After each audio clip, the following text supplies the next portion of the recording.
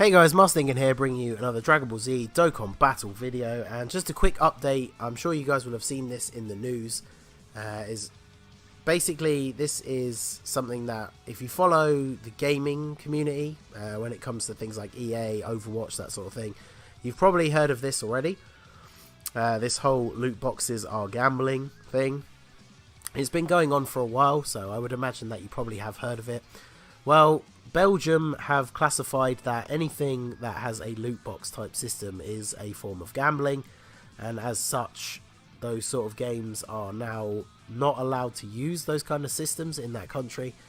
To be perfectly honest, I hadn't even thought about the idea of this affecting gacha games, but you know, if you didn't know, which you really should if you've been playing a gacha games are gambling. You are, you know, even if you're free to play, you are essentially playing a slot machine where instead of coins coming out, it's cards that you want to summon.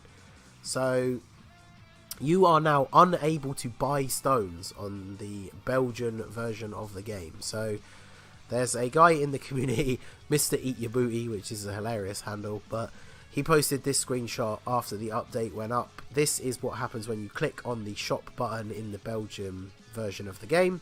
As you can see, there is absolutely nothing here. So yeah, that is it. Basically, if you live in Belgium and you play Dokkan Battle, you are now free to play and you do not have a choice in the matter, which I find very odd, because loot boxes in AAA games, I can see why people have a huge problem with it, because there are people out there that will spend more money than they should on microtransactions in games. That's just always going to be a fact. But when you've already paid like $60 for a AAA game and then it's full of microtransactions, I can see how that would be infuriating.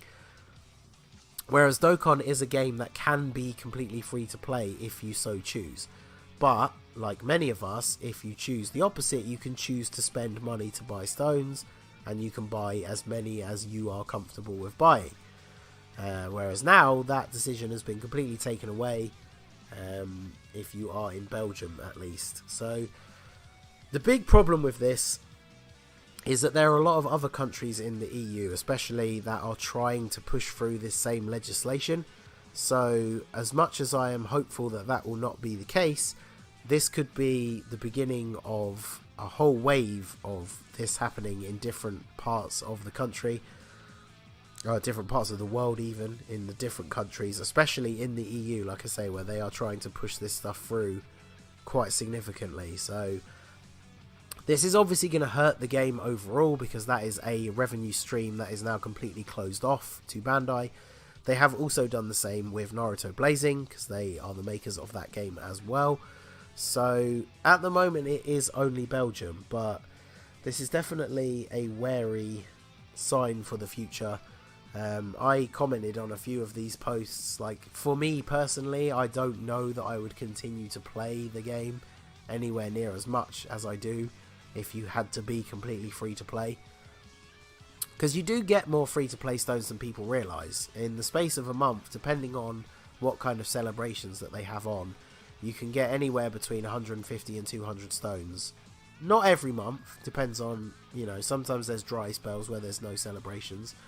But as I'm sure you've seen from your own summons, not just my videos or other channels' videos, sometimes it takes a good 300 to 500, even more stones to pull the new unit when they come out on a banner.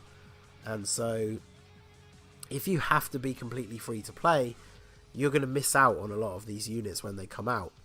And that's going to make the game a lot less enjoyable. It's also going to mean that Bandai makes less money.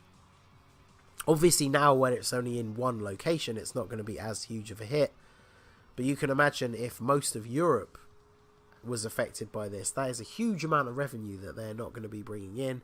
And that's all money that they then can't put back into the game. So who knows? It's definitely interesting to see where this is going to go.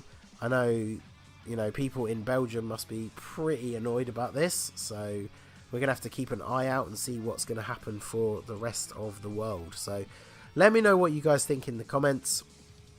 If this did affect you, or if it, you know, if it has affected you now, if you live in Belgium, or if it would potentially affect you in the future, what would your decisions be moving forward? Would you continue to play the game free to play? Would you move on to something else? I'm interested to see what you guys think, but I feel like if this started happening all across the different countries for global, it could be the beginning of the end, because once a game like this stops making money, it stops getting supported. So who knows? But let me know what you think in the comments.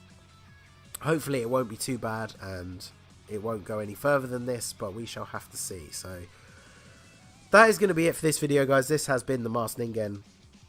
If you liked what you saw, please leave a like and subscribe for more regular Dokkan Battle content. You can follow me on Twitter or Instagram at the Masked Ningen, or join my Discord. The link is in the description. And I will see you all again soon. Have a good one.